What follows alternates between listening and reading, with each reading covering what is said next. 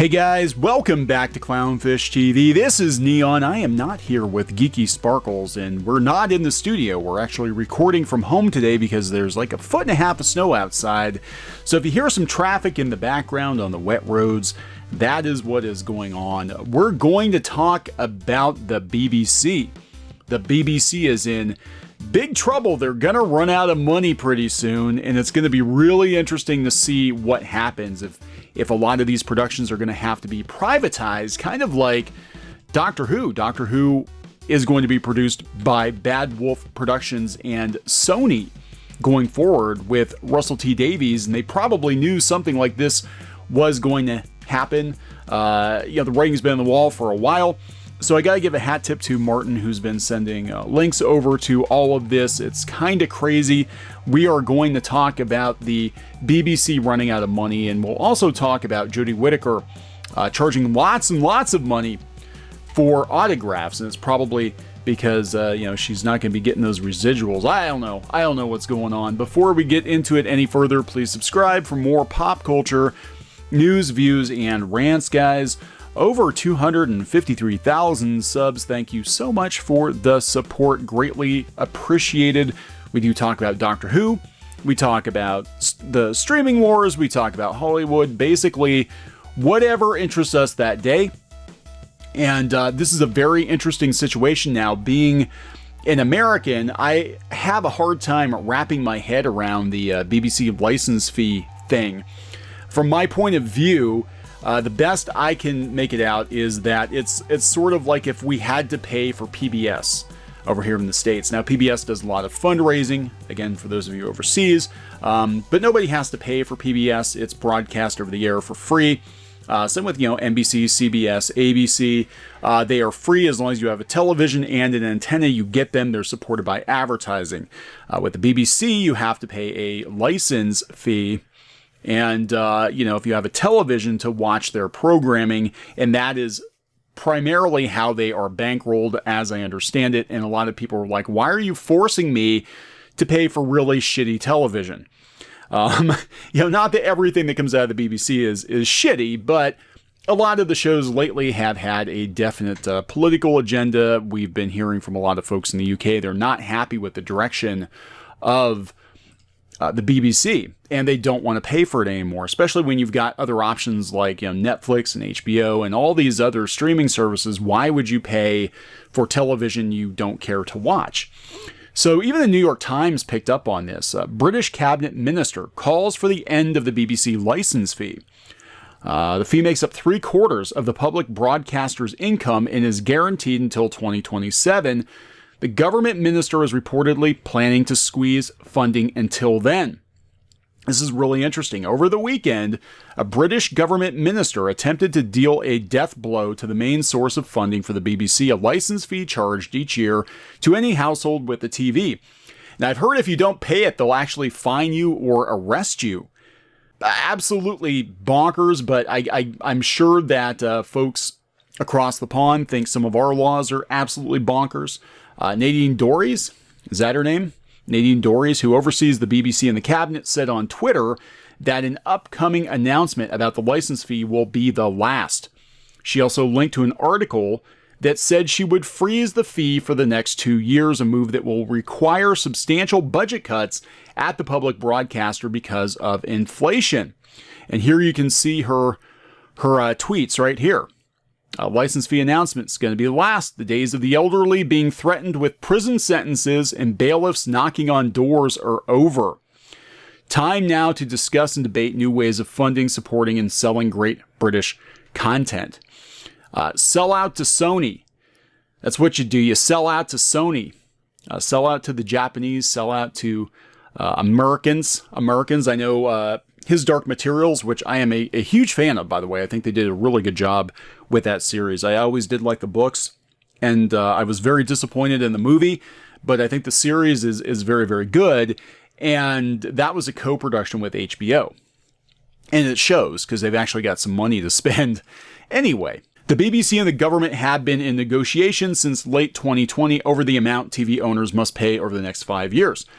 3/4 of the BBC's income, about 3.75 billion or 5.1 billion US, comes from the license fee, which is currently £159 or $217 per household. Oh, that's actually pretty steep. The fee was introduced in 1923 to pay for radio. Now it funds 8 national TV channels, 10 radio stations, local stations, educational content, and on-demand services. 14% of the license fee funds non-BBC TV. So it's not even going to BBC. Miss Dorries, who is the culture secretary, and fellow conservatives have long argued that the BBC needs a big overhaul and how it is funded. That conversation has happened here in the States, too, when it comes to PBS. And the end result of that was kind of, in a roundabout way, Sesame Street being bankrolled by HBO, which means that the production values are much higher on Sesame Street, but it's also become a lot more gentrified from what it was originally. Yeah, they talk about the elderly being threatened with prison sentences. Is it really that bad? Do they really do that? It sounds like the IRS. The BBC's funding through the license fee is guaranteed until the end of 2027, after which the Royal Charter expires and its mission, public purpose, and funding method need to be renewed. New terms will be decided with the government of the day, but before then there will be another election which will actually determine the fate of the license fee. The Conservative government led by Prime Minister Boris Johnson has not made a formal announcement about the funding for the BBC through to 2027, but Ms. Dorries shared a Daily Mail article which said the license fee would be frozen for the next 2 years and could face below inflation increases for the 3 years after that. So basically it's like a lame duck fee, I guess. They're just gonna kind of coast along until 2027. For the past 5 years, the fee has increased in line with inflation annually. In Britain, inflation is at its highest level in a decade. That's all over the place. They talk about since 2016, the BBC has been undertaking a vast cost-cutting plan, trying to save £800 million annually. This fiscal year, it expects the savings to rise above $950 million. Yeah, this is part of the reason I think we're not getting a whole lot of Doctor Who. This is part of the reason that the Doctor Who we got with Jodie Whittaker seems so budget cut, because it's expensive to go to outer space. So we just spend as much time as possible on Earth piddling about and, lamenting about things in coffee shops and shit like that.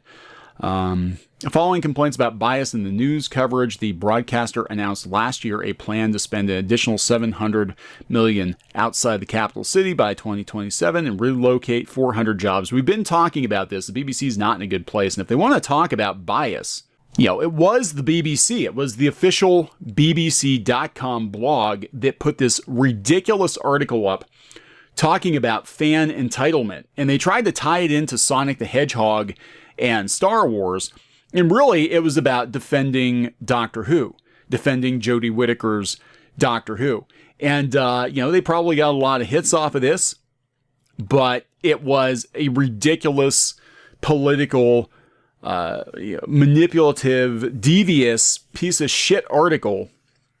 And they got a sufficient amount of blowback for it, as they should have. They should have absolutely gotten all the hatred that they deserved, because it was all about denigrating fandoms, calling people names, everything 2016 all in one place, but this was actually in 2020.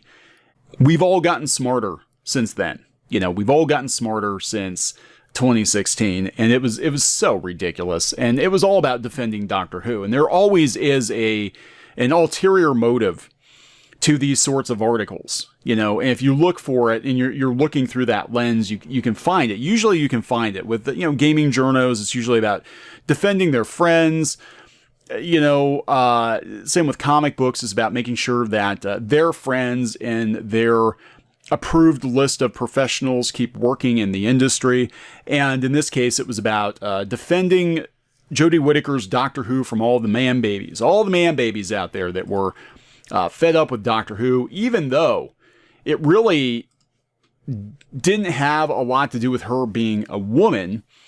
If the show was good, the problem is the quality of the show was in steep decline. And it had been for a number of years. It could be argued even under Moffat with the last couple seasons of Peter Capaldi's Doctor, which is a real shame because I've said many, many times I love Peter Capaldi as the Doctor. I just didn't like most of the stories he was in. I'm like, if you would have had Peter Capaldi's Doctor on Russell T Davies' watch, it would have been a completely different thing, and it would have been amazing. That being said, that ship has sailed. This ship is sailing. Jodie Whittaker's out the damn TARDIS door pretty soon. And Sony has actually acquired Russell T Davies' Bad Wolf Productions. So, going forward, they're going to be bankrolling it, probably, to make money on the back end on streaming. While the BBC maintains, control over the licensing and the merchandise sales and all that kind of stuff. But, she's got to make as much money on the way out as she can. This is coming from the Mirror. Doctor Who fans are charged an eye-watering £220 for meet and greet with Jodie Whittaker. That is about $300 US at the London Comic-Con. That is top tier. That is very high for a meet and greet. In fact, I think William Shatner only charges like $100 or something. I mean, we're talking a not very popular Doctor, charging more than I think David Tennant and Matt Smith charge.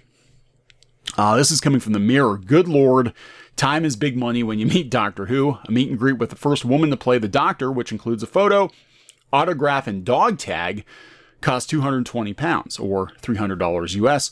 The price to chat to Jodie Whittaker, $39, comes on top of the £18 entry fee at London's Comic-Con convention next month. A source said it might seem steep, but Doctor Who fans are the most committed around, so there will be no shortage of takers. You sure about that? You sure? The ratings are pretty bad. I'm just saying. Maybe they figured she's not going to get as many requests for autographs as David Tennant or Matt Smith or even Peter Capaldi. And I know you can talk to, a lot of Doctor Who personalities at stateside events for a lot less money. Just saying. Jodie announced last year she was leaving the role. So far, 13 actors have played the Doctor, with Jodie first appearing in 2017. There is no suggestion the actress or organizers are breaching BBC rules since they're not plugging a commercial product. Her Doctor Who predecessors, David Tennant, who is now 50, he's 50? And Matt Smith, 39. Matt Smith at 39? Really? God, I'm getting old. Because I remember they're like, Matt Smith, oh my God, he's not even 30 years old and he's playing the Doctor. But I guess it's been over a decade, yeah. Have attended Comic-Con events. Sylvester McCoy, 78, the TARDIS from 87 to 89 is due at a convention in LA next month. A lot of doctors do a lot of conventions and they charge a lot less money, but she might be hard up for cash. I have no idea. And I don't have any ill will toward Jodie Whittaker. I don't like the circus around her Doctor. I don't like, the defenders attacking people who don't like the direction of the show. And again, I think under different circumstances, she could have been amazing, but, she was stuck with the Chris Chibnall version of Doctor Who. She is forever going to be associated with an ill-conceived retcon, and, she had the unfortunate timing of coming in when it seemed like the BBC was cutting back on production values, and I think that trend it's probably going to continue until Russell T Davies takes over, until Sony kicks in, hopefully some big bucks with a better storyline. I don't know. I mean, if he doesn't retcon Chibnall's Doctor Who, then, which I don't think he's going to, but it's all kind of a waste at this point anyway. So I'm going to wrap this one up. Please subscribe for more pop culture news, views, and rants, guys. We'll talk later.